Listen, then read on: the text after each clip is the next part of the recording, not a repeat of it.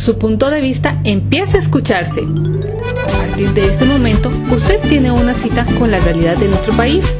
Todos los jueves, de 6 de la tarde a 7 de la noche. Le acompañan los periodistas Ana Vega y Carlos Garro con sus invitados especiales, quienes le informan sobre los temas más importantes que acontecen en el campo político, económico, social y cultural de Costa Rica. Por este su canal, Canal 54 y la 1360 AM. Bienvenidos. Su punto de vista empieza ya. ¿Qué tal, Costa Rica? Bienvenidos a un espacio más, como siempre, con temas de actualidad, con temas que atañen a nuestro país y a veces también fuera de nuestras fronteras. Precisamente hoy vamos a hablar de un tema que se las trae, que ha sido noticia y que viene ocurriendo fuera de las fronteras costarricenses, pero dentro del marco centroamericano. Hoy queremos conversar con ustedes sobre migración. Esto que nos ha traído en los últimos tiempos, que nos llama fuertemente la atención. ¿Qué está pasando en el Triángulo Norte Centroamericano? En 3 países, El Salvador, Honduras y Guatemala, que tanta noticia ha acarreado a nivel internacional, sobre todo en los Estados Unidos mexicanos y en los Estados Unidos de Norteamérica. Para entender un poco por qué hay tanta migración centroamericana hacia el norte del continente, cuál es el contexto socioeconómico centroamericano que hace que los habitantes de estos países decidan irse fuera de sus naciones y abandonar a sus familias. Hoy invitamos a un especialista, hoy nos acompaña un académico de la Universidad Nacional, don Francisco Javier Flores, con quien vamos a compartir, Francisco, para entender un poco qué ha venido ocurriendo. También por acá, una vez más, nos acompaña la máster Ana Mercedes Vega, para, pues comprender también qué es lo que trae este flagelo que se llama migración, donde algunos pegan el grito al cielo porque dicen: yo no puedo tener más migrantes, dice el señor Donald Trump, presidente de Estados Unidos, y los presidentes centroamericanos nos dicen: perdón, pero la migración es un fenómeno humano, social, es una realidad que hay que entender, que hay que compartir y a la que no podemos castigar. Máster, bienvenido. Gracias, muy amable, Carlos. Señorita, en realidad es un gusto poder compartir sobre el tema de las migraciones. Nuestra escuela ha sido una escuela que ha tenido una relación directa con el estudio de las migraciones. De hecho, tenemos una asociación muy armoniosa con el Instituto de Estudios de Población, que es el IDESPO, que nos provee a veces de docentes calificados como Guillermo Acuña y su equipo de colaboradores y algunos otros investigadores que son expertos en migraciones. Normalmente nosotros, los estudiosos de las migraciones, tratamos de abordar esto de una manera más humana y menos técnica. Es fácil dar los datos que te voy a poner sobre la mesa sobre este tema, pero también me interesa mucho que hagamos un abordaje de las migraciones enfocando la variable de la pobreza. Si enfocamos la variable del contexto de pobreza en que se sitúa en Centroamérica, podemos tener una información base sobre la cual vamos a construir el escenario que estamos analizando. La pobreza tiene 3 formas de explicarse y fundamentalmente se expresa en impotencia, vulnerabilidad y privación. La impotencia es la más simple de todas. Es cuando el pobre siente que nadie lo representa, que no tiene poder político para cambiar su realidad. La vulnerabilidad está relacionada con la inseguridad, el hecho que la persona se siente con miedo. Y el tema de la privación es algo de el no acceso a bienes materiales, que te los provee un buen empleo o bien un empleo digno.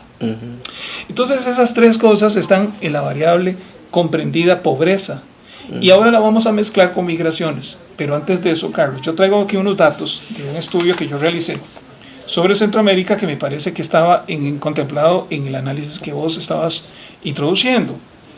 Tenemos un periodo entre 1990, que es cuando se cesan las hostilidades bélicas en Centroamérica, que se inicia el famoso proceso de Esquipulas, el proceso de reinserción de Centroamérica como una región de paz. Y vamos a atravesar ahí un primer periodo de 10 años. En esos primeros 10 años, Centroamérica tuvo una reducción de la pobreza del 60% al 50%. O sea, significativamente en 10 años tuvo una reducción del 10% de la pobreza. Eso es significativo porque fueron los tiempos en donde se negoció y se construyó la paz. Con todos los actores que hemos conocido, incluyo en ello la participación de Costa Rica como gran constructor del proceso de conciliación. Ahora, si bien es cierto que la pobreza te da a vos eso, un resultado matemático, también te dice que la reducción tuvo otra implicancia. Partamos de que nosotros en Centroamérica tenemos un promedio de 43 millones de habitantes y que tenemos a 23 millones en la pobreza. Eso indica que tenemos al 50% de los centroamericanos viviendo en la pobreza y tenemos un 20%, del 27, casi 30 de ese porcentaje que te estoy dando que viven en la pobreza extrema. Entonces, cuando vos haces el dibujo centroamericano, vos decís, la pobreza es un factor que contribuye, no determina las condiciones en que una región puede propender a tener lo que todo el mundo pide, oportunidades. Pero esas oportunidades a veces no llegan porque precisamente para construir un modelo de desarrollo en una región, vos requerís conocer qué es lo que produce, no solo la pobreza, que es una cosa aparte, sino que produce exclusión y que produce inclusión. Ahora, no quiero relacionar inclusión y exclusión como todo el mundo lo hace con pobreza, porque eso es distinto. Ya te expliqué que la pobreza podrían ser esas tres primeras variables: vulnerabilidad, impotencia, privación.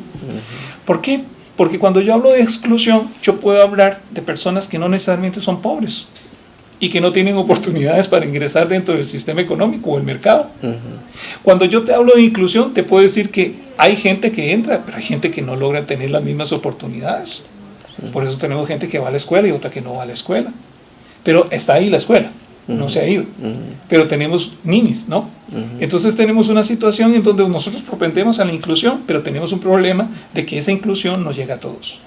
Entonces yo quería aclarar los dos términos porque precisamente si uno se queda con la palabra mágica, desigualdad, entonces uno dice, ¿cómo la armo? Desigualdad es una palabra que me dice a mí que una parte de la población recibe de todo lo producido en un año, una parte importante, muy significativa, y otra muy gruesa, recibe una parte muy pequeña. Bien, pero ¿qué pasa en Centroamérica? Porque esto lo hemos venido, yo lo vengo escuchando desde que tengo uso de razón, desde hace 50 años. Lo escuché en la época de los gobiernos de los Somoza, en las épocas de la Guerra Fría, antes de la Guerra Civil del Salvador, con el Frente Farabundo Martí, antes de la Guerra Civil Guatemalteca, con una de las guerrillas más viejas de Latinoamérica. Y pareciera que todo sigue igual, ¿verdad? O sea, vino el plan de paz, vinieron los pactos de Esquipulas, el proceso de integración centroamericana, que pareciera que en lo económico sí, medianamente, pero en lo social no ha habido integración. Y resulta ser de que al final de cuentas, del 80 para acá, ya pasaron 40 años. ¿Y qué ha ocurrido? Vamos a ver. Un presidente a quien le dieron un golpe de Estado en Honduras y lo mandaron a Costa Rica en paños menores. Ahí se rompió el orden constitucional, don Manuel Zelaya, ¿verdad? Parece que hubo ahí un roce, un choque entre el Ejecutivo y el Legislativo. Y posteriormente se integra también el Poder Judicial, porque por ahí parece que también le inventaron una situación legal que después se vio que no era cierto. En Guatemala se discuten temas de corrupción, llega la CICIG y ahora la hacen sacada porque, vaya, está denunciando demasiado y no nos conviene, somos un país soberano, dice el gobernante guatemalteco. Y aquí definimos las políticas internas y tienen que respetar esa soberanía, es una palabra mágica. En El Salvador, con gobernantes en la cárcel. En Guatemala también. Al final de cuentas, uno se pregunta, bueno, pero ¿y entonces cómo encontrar, cómo disminuir esta pobreza, este contexto que usted nos describe, si pareciera que tenemos toda una problemática socioeconómico, político, institucional, como la hemos venido viendo desde principios del siglo XX? ¿De qué sirven ayudas internacionales a estos países en el campo social si pareciera que esas ayudas no llegan, o será lo único que le llega a la población? A eso le voy a apuntar. ¿Será que en este caso, en este sector, verdad, se sigue dando la concentración de la riqueza en unos pocos y no hay, digamos, esa distribución para que toda la población, verdad, pueda surgir un poco más o tener accesibilidad y a más, algo? Y más que concentración de riqueza, porque es casi que algo obvio. ¿Qué acceso tiene esa población a lo que haya de institucionalidad social, a lo que haya de, yo qué sé, inclusive tecnología, por ejemplo? Muy bien, la respuesta está en los resultados de la institucionalidad democrática que se puso en marcha después de los acuerdos de paz. Se pretendió instaurar regímenes democráticos con elecciones libres, en un proceso en donde los países reactivaran la línea de comercio interno, interregional. Se vislumbró un importante avance y aporte de la cooperación internacional a Centroamérica para precisamente tener elementos que nos permitieran decir, tenemos un capital semilla para comenzar. Pero Centroamérica en estos 30 años, Carlos, lo que ha hecho es hacer lo que hacía bien y también lo que hace mal. O sea, no puedo decir que Centroamérica no ha hecho cosas buenas, ha hecho cosas buenas, pero sigue haciendo cosas que no están bien. Entonces, yo quiero decirlo, hemos logrado tener un significativo PIB a nivel regional que anda por los 102 mil millones de dólares, es muy alto, muy significativo. Eso nos da un esquema per cápita de alrededor de $2,000 de ingreso. En los países, digamos, del norte, tal vez un poquito en Nicaragua ya son más bajos, $1,000. En Costa Rica puede andar en $3,000. Pero veamos que esos ingresos que ha logrado la población no se han permitido distribuirlos de manera más equitativa. El índice de Gini es más bajo. Entonces resulta que tenemos un problema de rompimiento del tejido social y de la cohesión y de la solidaridad. Es decir, tenemos progreso económico, tenemos crecimiento, pero no tenemos distribución. Entonces, digo, estamos haciendo cosas buenas, nadie puede negarlo, pero hay cosas malas que no estamos haciendo. Nos estamos olvidando de que somos una sociedad en donde estamos todos, no solo están unos. Entonces, cuando usted comienza a crecer, pero usted se olvida de que los demás no pueden esperar que les caiga algo del tarro vía el derrame, es decir, estás percibiendo que el desarrollo es un desarrollo en función de que las personas, sus oportunidades se las tienen que buscar, porque nadie les tiene que dar oportunidades ni se las tienes que crear. Entonces Centroamérica deja de invertir en escuelas, como debe invertir, el caso también es de Costa Rica, se deja de invertir en nutrición, en preescolar, en los ámbitos en donde la población también hay que entrenarla, prepararla y llevarla a otro nivel de competencia, que no lo tenés, y resulta que los empleos técnicamente mejoran, se hacen más competitivos, pero usted no tiene las personas con la expertise necesaria para tomar esos empleos. Entonces yo creo que lo que hemos hecho bien no necesariamente nos ha ayudado a corregir lo que hacemos mal cotidianamente. Entonces, Centroamérica no puede verse como una región que no ha crecido o que no se ha desarrollado. Tenemos que verla como una región que ha aprovechado los momentos de la integración económica que se ha dado, pero que ésta no se ha logrado trasladar a todos los actores, a todos. Es decir, no todos están dentro del mercado, ni todos están dentro de la sociedad. Claro.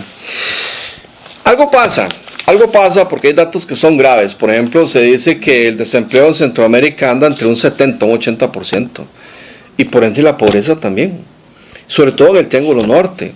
Un 70, un 80% de pobres, vaya, por el amor de Dios. ¿De qué estamos hablando? O sea, ¿ante qué estamos? Esto es algo catastrófico, es grave. Me parece que la comunidad internacional debería reaccionar. Me parece que se deberían de llamar a estos estados a que tomen políticas que realmente pues generen algún tipo de gobernanza donde haya una mayor inclusión social y sobre todo donde el ser humano pueda garantizarse su dignidad como tal. Vamos a ir a la pausa porque luego del corte queremos profundizar un poquito más sobre esta realidad, este contexto que produce la migración. Hay números también alarmantes, por ejemplo el tema de la inseguridad. Es un tema que los migrantes lo dicen: yo me fui porque no hay trabajo, porque no tenemos futuro, no tenemos que comer y nos quieren matar. Y tengo miedo, me voy de mi país por eso. Pero esto lo vamos a analizar después del corte comercial. Todos piensan que estoy bien, pero yo no me siento así. Tengo ganas de llorar y no quiero hablar.